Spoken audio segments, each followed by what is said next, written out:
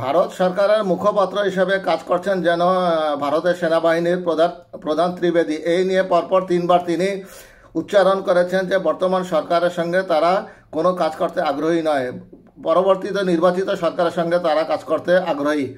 মোট কথা তারা বাংলাদেশ সেনাবাহিনীর সঙ্গে কাজ করবে, কিন্তু বর্তমান ইউনূস সরকারকে কাজ করবে না। তার মানে এই দাঁড়াচ্ছে যে তারা ইউনূস সরকারকে দ্রুত সরাতে চায় এবং নতুন কোনো মতে একটা নির্বাচন করে সেই সরকারের সঙ্গে কাজ করবে, যাতে করে তাদের স্বার্থ সিদ্ধি হাসিল হয়। ভারতের সেনাবাহিনীর প্রধান ত্রিবেদী বলেছেন, সরকার পাল্টালে ভারত বাংলাদেশ সম্পর্কের পরিবর্তন আসতে পারে। তার মানে বর্তমানে ভারত বাংলাদেশের সম্পর্ক খুব একটা ভালো নেই, তার বক্তব্যেই এটা প্রমাণিত হয়। সরকার পাল্টালে ভারতের সঙ্গে বাংলাদেশের সম্পর্কে পরিবর্তন আসতে পারে বলে মন্তব্য করেছেন ভারতের সেনাপ্রধান উপেন্দ্র ত্রিবেদী। শনিবার নয়াদিল্লিতে ইন্ডিয়া টুডে কনক্লেভের এক অধিবেশনে চীন ও পাকিস্তানের মধ্যকার সম্পর্কের বিষয়ে কথা বলার সময় বাংলাদেশ প্রসঙ্গে কথা তিনি বলেন। এ খবর দিয়েছে অনলাইন টিভি এনডিটিভি। এতে বলা হয়, চীন ও পাকিস্তানের প্রতি পরোক্ষ ইঙ্গিত করে ত্রিবেদী বলেছেন তাদের মধ্যে উচ্চ মাত্রা যোগাযোগ রয়েছে, যা মেনে নিতে হবে। এর অর্থ দুই ফ্রন্টের হুমকি এখন বাস্তবতা। অধিবেশন চলাকালীন সেনাবাহিনীর প্রস্তুতি, চলমান সংঘাত থেকে শিক্ষা, বাংলাদেশের পরিস্থিতি এবং প্রকৃত নিয়ন্ত্রণ রেখা সম্পর্কের বিষয়ে জবাব দেন ভারতের সেনাপ্রধান।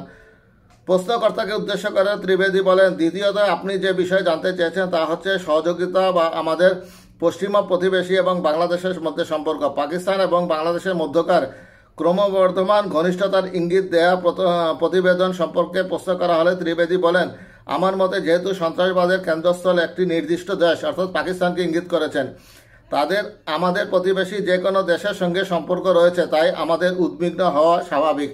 অর্থাৎ বাংলাদেশের সঙ্গে পাকিস্তানের যে ক্রমবর্ধমান উন্নতি হচ্ছে তা ভারত ভালোভাবে মেনে নিচ্ছে না এবং সেই ব্যাপারেই তিনি উদ্বেগ প্রকাশ করেছেন এবং তিনি বলেছেন পরবর্তী নির্বাচিত সরকারের সঙ্গেই ভারতের সম্পর্কের উন্নয়ন হবে, ইউনূস সরকার নয়। তার মানে ইউনূস সরকারকে তারা দ্রুত বিদায় করতে চান। সন্ত্রাসবাদের পথটি সেই দেশ থেকেও ব্যবহার করা হতে পারে, যা আমাদের প্রধান উদ্বেগের বিষয়।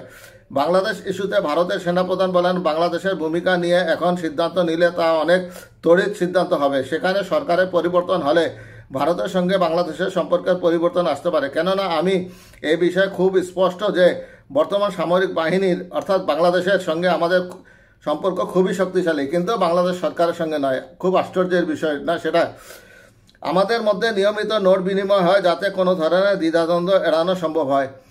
ভারতের সেনা প্রধানের সঙ্গে ঠিকই একই সুর বেঁধে বাংলাদেশের কিছু রাজনৈতিক দল দ্রুত নির্বাচনের মাধ্যমে ক্ষমতা আরোহণ করতে চাচ্ছে, তাতে করে ভারতের নীল নকশা বা এজেন্ডা এবং ভারত সংশ্লিষ্ট সমস্ত স্বার্থ ভারত উদ্ধার করতে পারে এইসব লেসপন্সার দলগুলোর মাধ্যমে।